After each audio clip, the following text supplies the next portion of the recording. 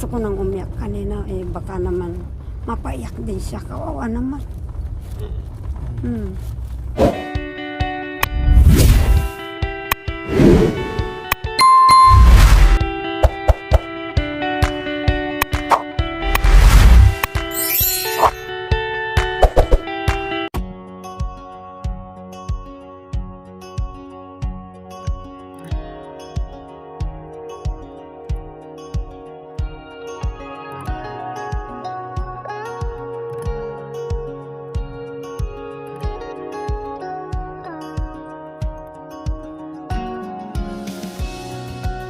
So ayan po, magandang gabi po sa ating lahat. Kami ay paakyat ngayon ng bundok kung saan dulo, no? Para ihatid namin si Ate Erica and Kuya Anton dahil napagod kaming lahat, no? Inantok na kaming lahat mga kabayan kasi Diyos ko buong maghapon. Wala kaming ginawa kundi maglakwatsa, mag-shopping, kumain, mag-grocery, mag-merienda, and everything na po mga kabayan ginawa namin in the whole day. Pero ngayon, aakyat na po kami para ihatid si Kuya Anton and Ate Erica. So, happy, no? Sobrang saya mga kabayan. Grabe.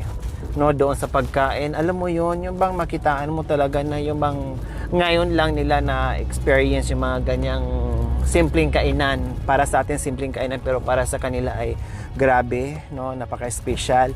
Yung nag-coffee kami, no, grabe yung reaction ni Erica, yung papunta pa lang mag-serve ng siniserve yung coffee, yung pagkain mga kabayan.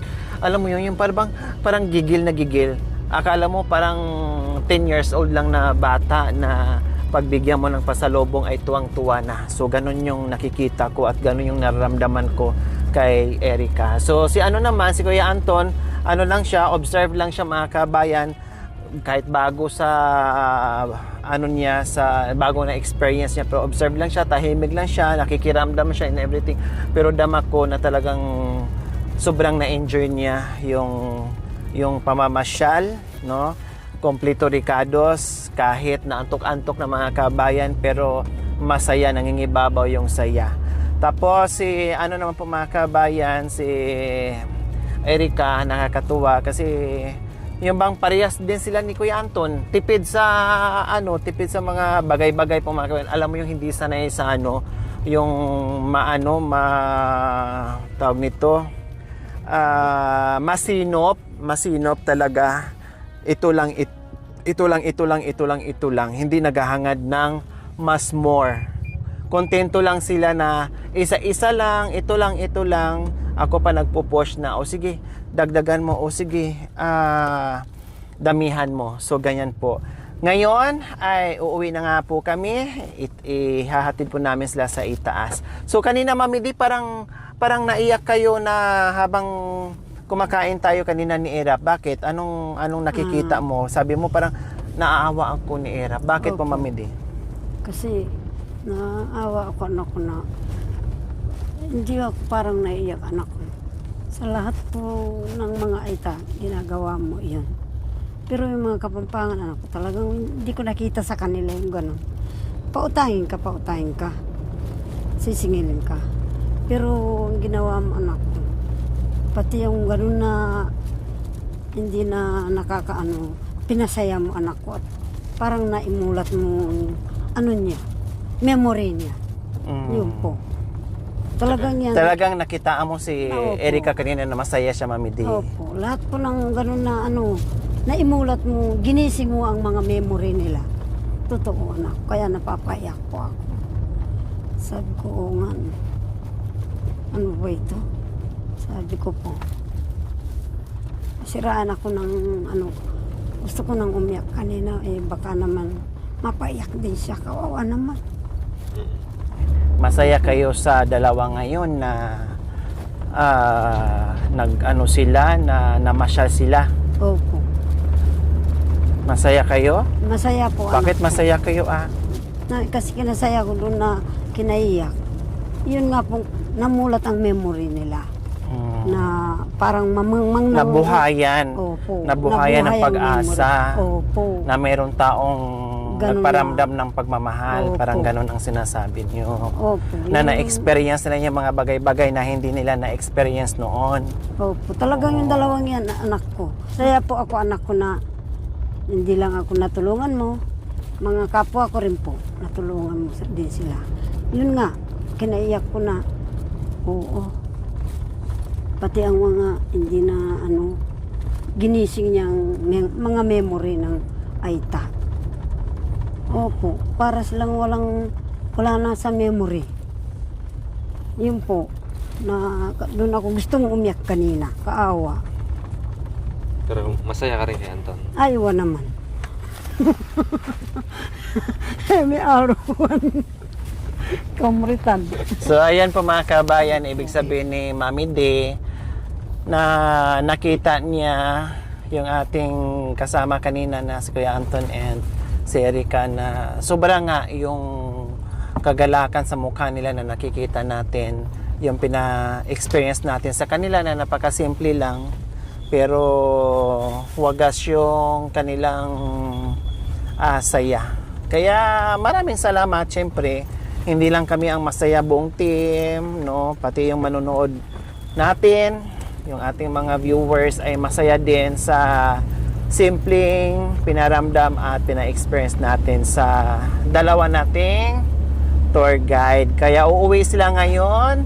Meron silang groceries with bigas, plus may cash, plus may shopping pa. Tapos may take out pa na pagkain, take out na merienda, lahat na po mga kabayan. Lahat na pinabaon ko na, 'di ba? Kasi ang daming food kanina. Mga karni, hindi po namin naubos kasi alam niyo naman ako mga kabayan, pag nag-order wagas, 'di ba? Laging may sobra, laging may take out, busog ka na nga, may take out pa. May merienda pa. So, talagang ikaw ang magsasawa o aayaw kapag ako ang kasama kasi yan talaga ang ugali ko, no? Laging sobra-sobrang pagkain kasi nadadala naman yan. Ibig sabihin gusto ko may take out. Hindi lang si Kuya Anton ang mabusog, pag uwi niya meron pa siyang pasalubong bukod doon sa mga grocery niya. Di ba? Kaya talagang tiba-tiba ang biyaya nilang dalawa ngayon na uuwi sila na bungga ang saya sa kanilang pamilya. Kaya ito, patuloy sa pag-aakyat, malapit na kami kung saan ay uuwi na si Ate Erica and Kuya Anton. Akala ko yung ng mga bag nyo ay ilagay mo sa harap. Aba, ang ganda ng mga pormahan nyo ngayon Wala nang lighter. Walang lighter. Ang galing. Ayos? Ayos? Ayos. Masaya? Busog? Naantok? Naantok daw. Ayan, kay ano to? Sa akin. Kay Kuya Anton to. Oo, kasi may gatas. Ang laki na talaga ng binili. Sabi ko, lakihan mo na. Pati diaper. Pero Dinamihan na. Ito kay Kuya Anton din to. Yan, kay Kuya Anton. Pagkain ng mga bata and everything. ito sa akin. Ayan pa, yung damit. Ito, mga damit. Tapos bigas. Yung ulam yan yung ulam yan. Karton, tinapay. Sabi niya malaki ba? Malaki pala. Sabi niya malaki ba? Yung tinapay saan? Yung kaninang tinapay? Ewan ko. Ano? Ewan ko Ano pa yun? Ikaw? Ano pa, Antonina? Ewan ko Nagsama lang kayo dito ng isang araw sa likuan. Lumabas na rin ang totoong kaluluwa mo, Ito pa. Ikaw? Ikaw. Ito.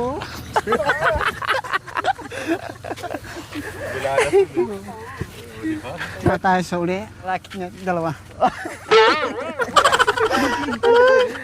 Kita.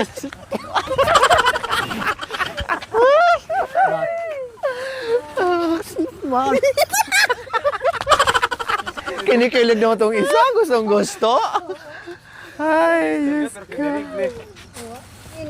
Kay ano yan? Si Eric. Ito ay yung mga sabon mo, Erika, ha? Mag-toothbrush ka para masanay, ha? Kaya naanghangan ka kasi hindi nasanay yung bibig mo na laging toothbrush, ha? Tapos yung pag-toothbrush mo, ganun. Sama talaga yung dila. Naninibago na yung dila mo kaya pinigaan mo kanina. Oh, ginanyan niya yung dila niya kanina, mamide. Tapos sinagod talaga yung ganyan. Malinis na yung ngipin niya, oh. Akala mo mamatay siya. Oo, akala niya mamatay siya. Ganunin mo, ha? Yung tinuro ko sa'yo, pagsabon, pagligo, yung brush, lahat, gawin mo, ha? O, tapos, ay, nakalimutan ko yung balbas. Nagbalik na lang. Pagbalik na lang, ne? Hindi, ano lang. Ay, meron naman kong kutsilyo. Hindi, yung kutsilyo. Para ano. isama na natin yung balat. Oo. Para hindi natutubo. Sino ka ba si Blackjack o Stick na? Ako ay isang model doon sa Emeta. Nagtitinda ng talong. Ay, what is that, Papa? Ikaw. What is that, Papa? Ikaw. What is that? Mama! Mama! Bakit kasi di ka umalis dyan sa kinatatayuan mo? Pagpag ka ng pagpag. Ay, ikaw. Kinagat na hindi pa umalis sa kinatatayuan. Para may tanggal lang. Oh.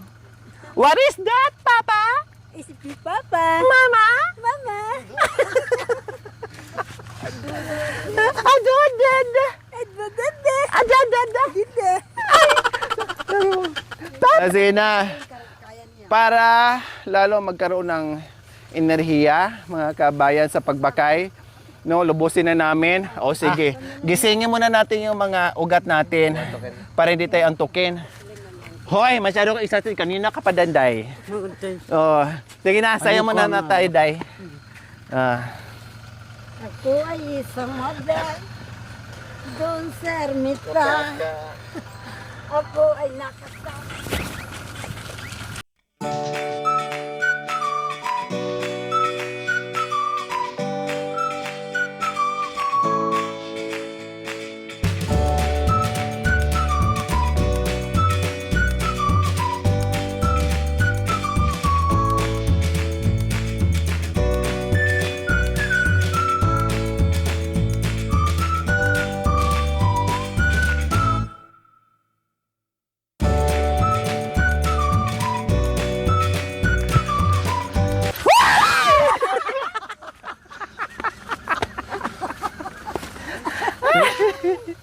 Ay, Diyos ko.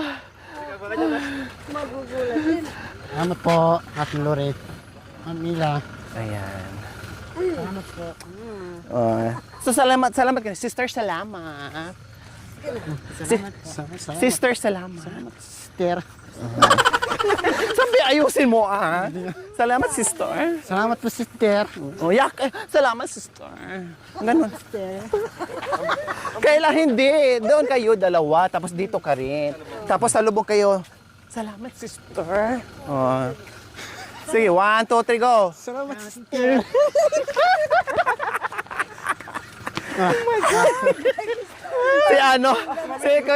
Si Kuya Anton, pag lumapit sa ginagaya niya, salamat, sister. Parang takot siyang magkasalubong. Kanina ka pa talaga ginagaya mo, salamat, sister. Ay, takot kang matamaan yung tukis mo. Tukis ng ukoy. Joke lang po yung mga kabayan na. Alam nyo naman dito, bawal ang seryoso. Joke lang ang lahat ng mga nagaganap. Walang pawang katotohanan. So, si Erika, totoo ba? Oo, pero di ko alam. Si Erika, kung totoo sa kanya, joke lang po yun. Just for fun.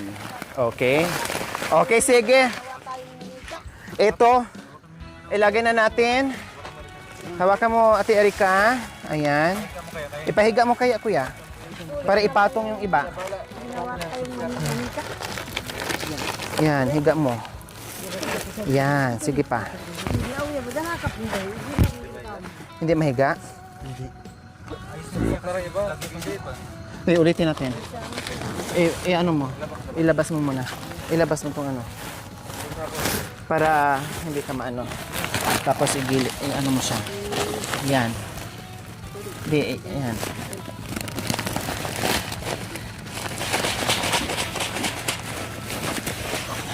Yan.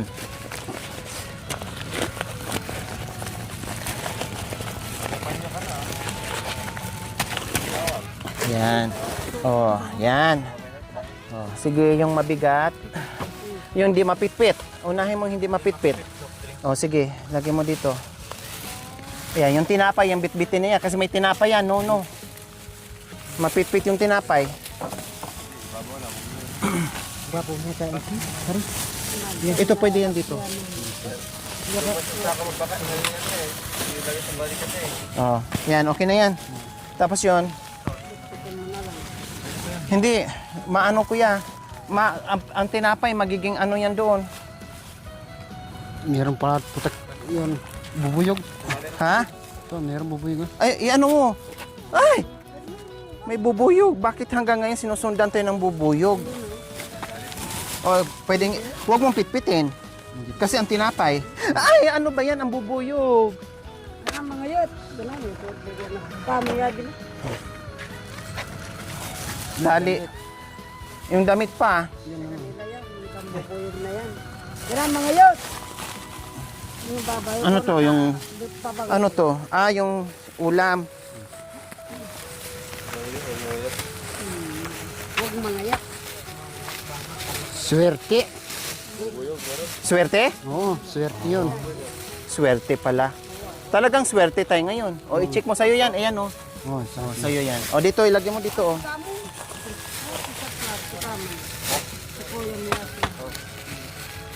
ang dami. Ano, langgam? Ang dami. Eh, usog mo dito. O, dyan na. Alis ka dyan, mami. Di makagat ka dyan. O, ayan. Lagyan mo ng ano. Pagbakay. Hindi. Tali.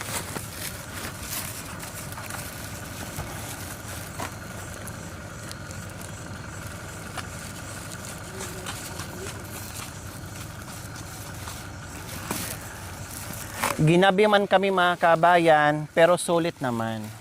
Kasi puno yung malaking sako na bit-bit ngayon ni Kuya Anton, punong-puno ng biyaya. 'Di ba? O, kasi swerte. Sabi mo kanina, dinapuan tayo ng Bubuyog. bubuyog, sabi mo swerte yan. O, talagang swerte, no? Swerte. Talaga.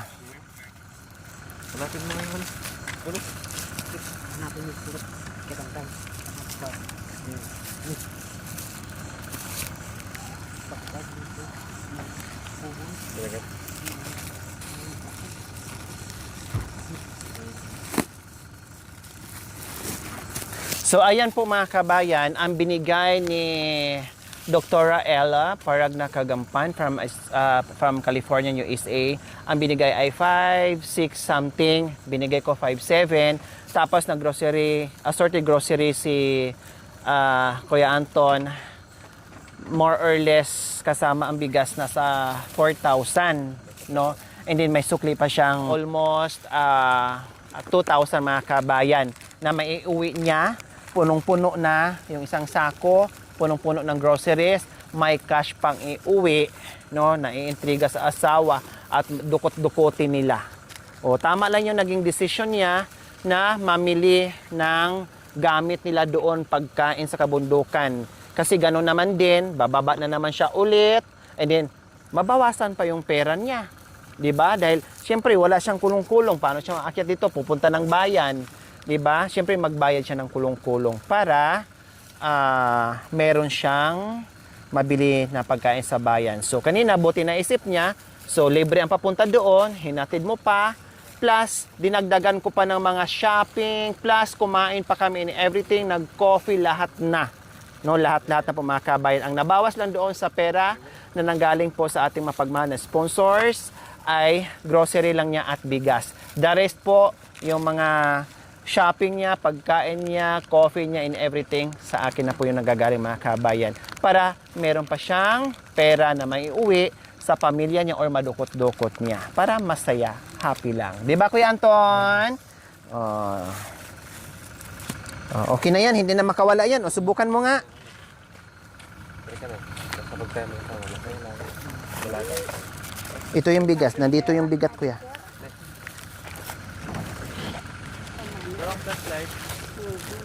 Oh, flashlight. Ito yung flashlight, kuya. Ilagay mo muna yung flashlight sa ulo mo. Yan ako doon sa may bato. Ha?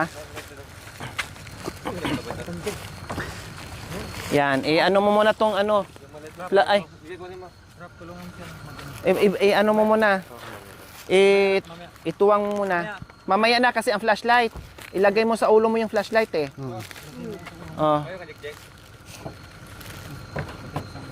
Aday. Ay! Bilisan nyo kasi may bubuyog. Nilalapitan tayo ng bubuyog. Ayan, bye-bye! Oh, ingat! Bye-bye. Love you! Love you. Oh. Ingatan. Ha? Okay, paliwanag mo kay asawa mo ha. Oh, sige. Ingat. Yung pera mo. Nandyan? Okay. Kaya ba kayan? Okay, Kaya? sige, tara na, CS. Ikaw na naman, sumakay ka na, CS. Tara na, kasi may bubuyog. Bubuyog. Tara.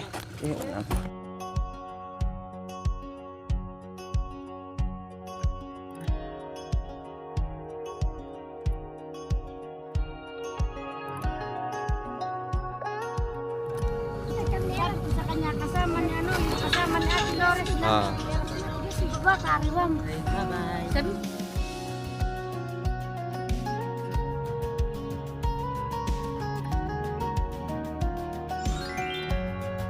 Thank you for watching. Don't forget to like, share, and subscribe.